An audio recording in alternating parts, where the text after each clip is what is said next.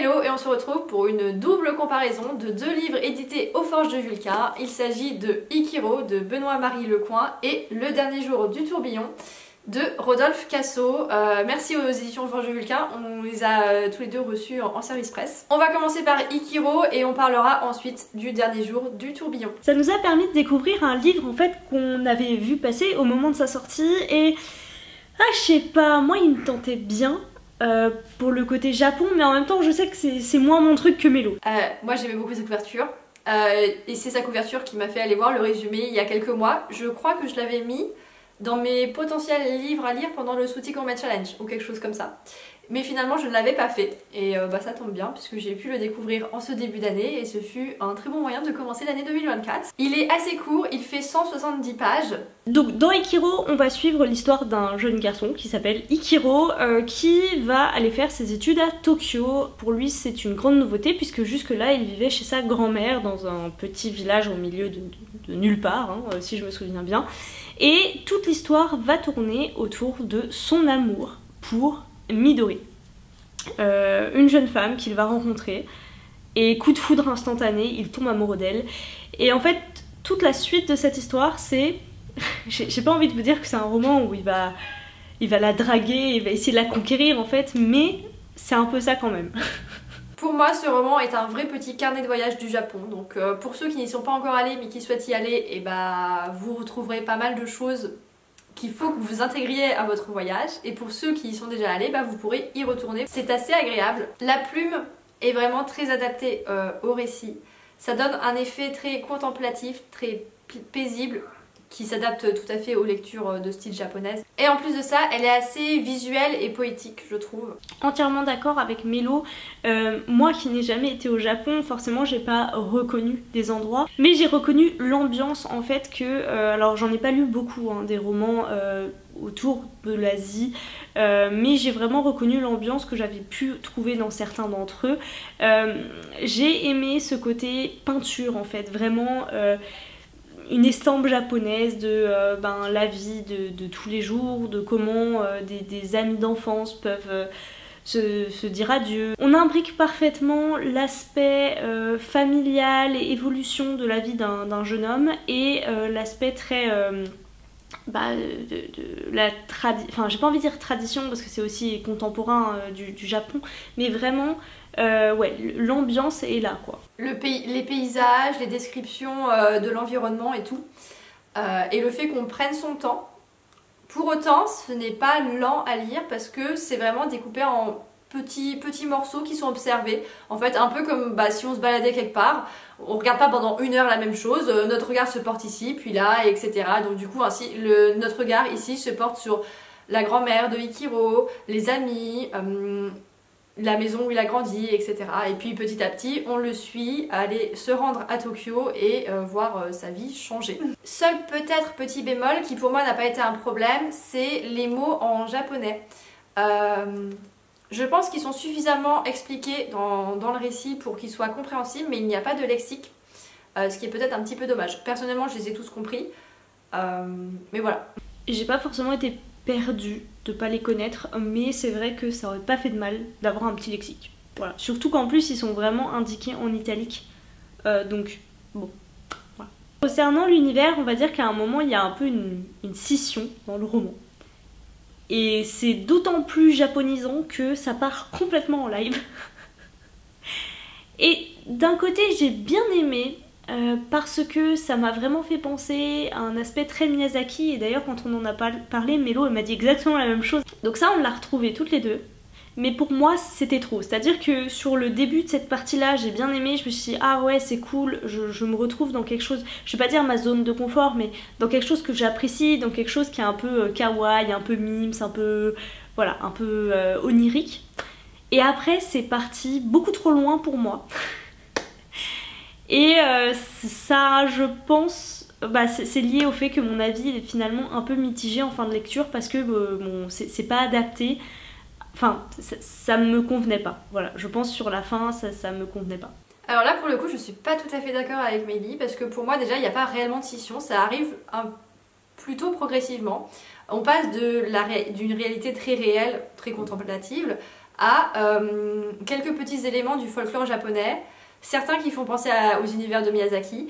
On retrouve des yokai, des kami, et je pense que ce qui a le plus fait décrocher Mélie, c'est vers la fin. Et pour moi, elle était suffisamment claire. Alors, très... je pense que je peux la comparer peut-être à une fin d'un livre de Murakami. J'en ai pas lu énormément, mais voilà, un côté assez étrange, un côté où on n'a pas toutes les réponses, mais je pense que moi, j'ai compris ce que je voulais y comprendre. Et donc pour moi, c'était suffisamment clair. Et ça ne se scindait pas complètement du début. La seule chose que je pourrais... ajouter, c'est que ça aurait été pas mal de retrouver des références au début, donc à la grand-mère, aux amis d'enfance, qu'il n'y avait plus du tout. Ça, c'est vraiment ce qui m'a manqué beaucoup, je pense, parce que j'ai tellement apprécié finalement ce début où j'étais vraiment bien, j'étais à l'aise, voilà, ça avait quelque chose de chaleureux, de tout doux. Et je dis pas que le reste l'est pas, hein, mais je dis juste que finalement les repères qu'on nous donne au début, en plus on nous glisse quelques petites intentions du type, enfin on a l'impression qu'ils vont se revoir un été, enfin voilà, il y a vraiment la création dès le début de repères pour le futur qu'on ne retrouve pas. Alors après peut-être que on les retrouverait si l'histoire se poursuivait, hein, je ne sais pas, mais là ça m'a manqué et du coup j'ai pas eu la fin moi que... Ouais, j'ai pas dû comprendre ce que je voulais y comprendre et donc bon, ça l'a pas fait pour moi. Ah bah, les deux chats arrivent en même temps. Coucou. Personnellement, ça aurait été un coup de cœur si la romance avait été différente ou si du coup l'histoire avait été amenée avec un autre prétexte. Parce que la critique que je fais à la romance, bah, c'est que j'aurais aimé que l'élément qui déclenche tout soit différent. Donc forcément si l'auteur avait fait différemment, ça aurait beaucoup changé l'histoire. Je sais pas trop comment expliquer ce qui me pose problème sans trop spoiler. J'ai vu des gens se permettre d'expliquer davantage sans considérer que ce soit du spoil. Je sais pas si j'ai envie de le faire. Mais voilà, Ikiro aime follement, passionnément et d'une manière un peu égoïste, un petit peu malsaine. Je trouve ça assez dommage parce que en face... son amour n'est pas reçu de la même manière. Moi, cet aspect en fait d'amour malsain finalement, ça m'a pas dérangé parce que ça existe en fait. Je trouve que ça aurait posé vraiment problème si l'auteur n'avait pas mentionné que c'était malsain, mais je trouve que cet amour qui est... oui, complètement passionnel et... Je pense que le mot parfait pour décrire cet amour, c'est éperdu. Je trouve le mot très bien choisi. Et moi j'ai bien aimé parce que je trouve que c'est terrible, mais en même temps c'est beau. Il y a cette forme de beauté dans l'amour éperdu qui est très bien rendue ici, très bien amenée. Et l'auteur n'oublie pas de faire part de certains points qui sont problématiques et de les mentionner comme problématiques. Donc là-dessus pour moi c'est un sans faute. Donc finalement ce qui nous a un peu... Enfin, moi j'ai pas eu de coup de cœur avec ce roman à cause de la deuxième partie et de la fin qui m'ont perdu, mais pour le coup toute la création de ce sentiment amoureux je l'ai trouvé beau et de ce sentiment amoureux d'adolescent aussi, c'est ça, parce que c'est les premières passions, c'est un jeune garçon qui n'a jamais connu ça et j'ai trouvé ça très beau et touchant. Je pense qu'on peut clairement vous recommander ce récit parce que ce qui gêne Mélie c'est la partie un peu science-fiction. Et c'est pas un élément bloquant, je pense, de mon point de vue. Oui, je pense que il trouvera... Enfin, c'est un livre qui va vous faire, si vous aimez le Japon, qui va vous faire vous sentir bien. Si vous ne connaissez pas le Japon, qui va vous en faire découvrir une partie. Pour moi, ça apporte vraiment quelque chose comme lecture au début, avec ce côté doux, cette ambiance, tout ce dont on a déjà parlé. J'ai pas été fan de la fin. Mais c'est pas pour autant que vous, déjà, vous allez pas l'aimer. Et peut-être que ça va vous rappeler d'autres choses. Voilà, moi je sais que sur moi c'est le type de fin qui peut pas fonctionner. Voilà, et on pourra en parler dans les messages privés sur Insta, mais on va pas en dire plus maintenant parce que vraiment c'est un roman très court et ce serait trop bête de vous en gâcher la lecture. Du coup, on va poursuivre avec le dernier jour du tourbillon, qui pour le coup est nettement plus terre à terre. Ça c'est clair. Donc le dernier jour du tourbillon, j'allais vous dire que c'était l'histoire de Gus, un jeune trentenaire, mais en fait pas du tout. Il a pas 30 ans. Moi je pense que j'ai skippé cette partie-là. Hein. C'est l'histoire donc... et en fait je me reprends parce que c'est même pas l'histoire de Gus en fait. C'est l'histoire d'un bar qui s'appelle Le Tourbillon. Voilà. Et en fait cette histoire c'est un huis clos de, je sais pas, une douzaine d'heures peut-être, dans le bar, où on va suivre comme personnage principal Gus, donc notre ami trentenaire, quarantenaire, bon je sais pas trop, perdu entre deux âges et perdu tout court hein, dans sa vie, qui va rencontrer au fur et à mesure des heures de la journée les habitués du tourbillon. Donc c'est un roman avec tout un panel de personnages extrêmement différents. Je pense qu'ils se veulent tous représentants d'une espèce de j'ai pas envie de dire d'une classe de la société, mais d'un type de personne, voilà, qu'ils représentent. Mais volontairement cliché, je pense. Voilà tout ce qu'on peut vous en dire. Donc c'est un huis clos de 12 heures, dans le bar du tourbillon, qui commence en fin d'après-midi et qui se termine très tard dans la nuit. Très tôt le matin. C'est un livre dont c'est assez difficile de vous parler de ce livre, parce que c'est pareil, on peut pas trop vous en dire parce qu'il est relativement court. Je pense qu'on va commencer par La Plume. La Plume est, je trouve, délicieusement drôle. Il y a un côté très piquant, coupant même, très sarcastique, mais en même temps mélangé à déjà un vocabulaire, enfin voilà, il y a du vocabulaire, des phrases très bien construites, des descriptions à la limite entre très belles et hilarantes, hein, voilà, je sais pas trop de quel côté ça penche. Et j'ai notamment dans la tête un exemple de la description du monde du jazz qui m'a fait mourir de rire. Donc voilà, je mets un bon gros point sur La Plume de cet auteur. Alors j'aurais pas dit hilarant, j'ai souri, j'ai pas forcément ri aux éclats. Mais c'est vrai que les comparaisons sont vraiment très bien trouvées. Les clins d'œil à des célébrités qu'on connaît. La Plume est vraiment très travaillée, très... j'ai pas envie de dire très belle, mais elle est très... il y a du vocabulaire, c'est bien construit, c'est bien choisi. Et au global, j'ai l'impression que c'est comme si c'était un roman qui se voulait un peu trash, sans avoir un vocabulaire trash, avec beaucoup de lucidité. Ce qui fait la richesse du récit, en plus de La Plume, c'est ses personnages.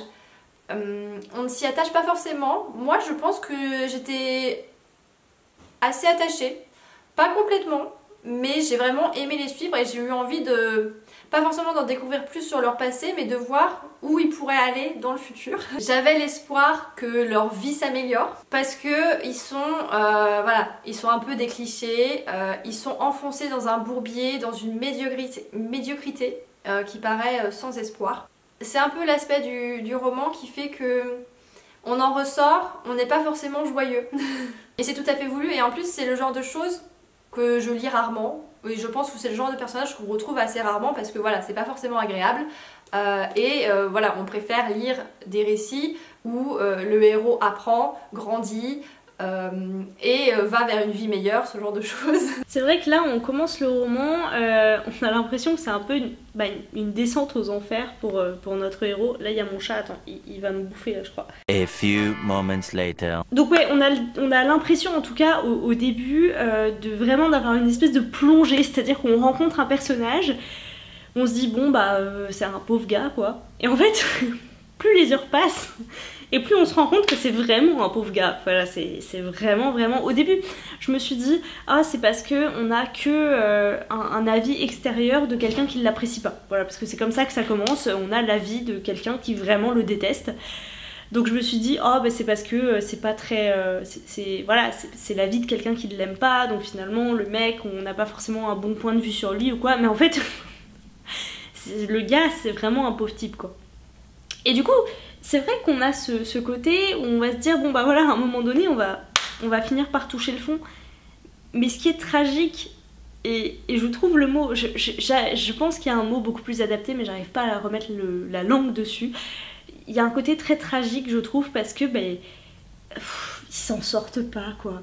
Et là où Mélo a raison sur le côté très terre-à-terre, c'est que malheureusement, je pense que c'est la vérité vraie, c'est la réalité. Il y a des gens, ça a beau être peut-être cliché ici, je pense que à chacun des clichés correspond vraiment des gens dans la vraie vie et ça fout le bourdon. C'est une lecture qui vraiment fout le bourdon. Et étonnamment, je l'ai préféré à Ikiru. Alors voilà, c'est... je saurais pas vous expliquer pourquoi, mais c'est un livre auquel j'ai repensé.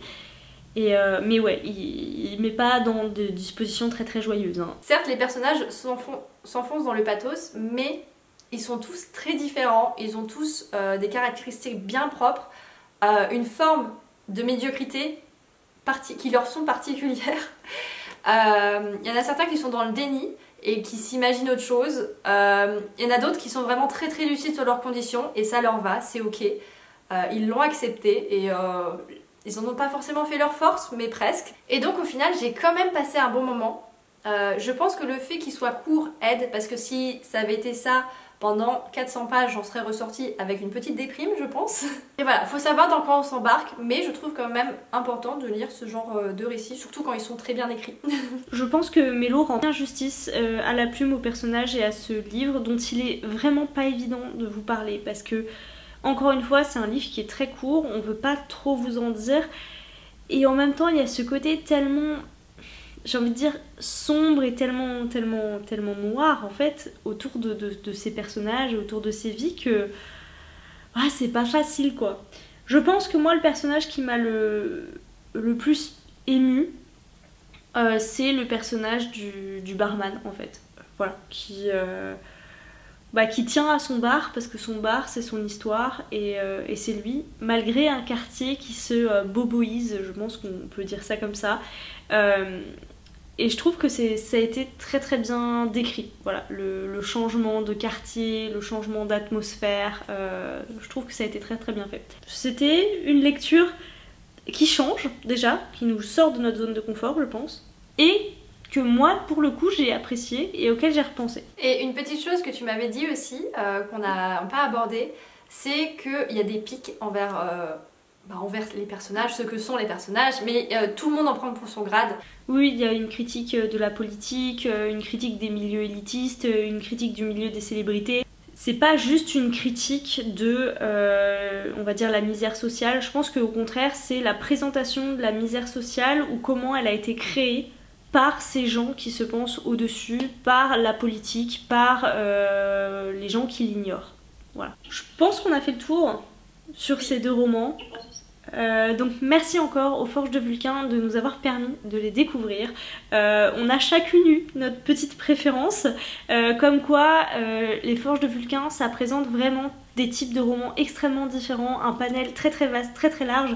Vous trouverez votre bonheur dans cette maison d'édition. Si c'est pas un de ces deux là, ça en sera d'autres, parce qu'on commence à en avoir lu quelques-uns quand même, et franchement elle a sa petite étagère. Je n'ai plus la place, si vous voyez, je n'ai plus la place de continuer à empiler les uns au-dessus des autres. Ces deux-là doivent aller ailleurs. Donc voilà, des lectures très différentes, des auteurs très différents, mais à chaque fois des livres de qualité. Donc on espère que vous aurez envie de découvrir, si ce n'est les deux, au moins un des deux. On vous remercie d'avoir suivi cette vidéo jusqu'au bout. Venez avec nous dans les commentaires discuter de ces romans si vous les avez lus, ou poser des questions si vous avez envie d'en savoir un petit peu plus. Et puis voilà, sur ce, on vous souhaite à toutes et à tous de très très belles lectures et on vous dit à tout bientôt.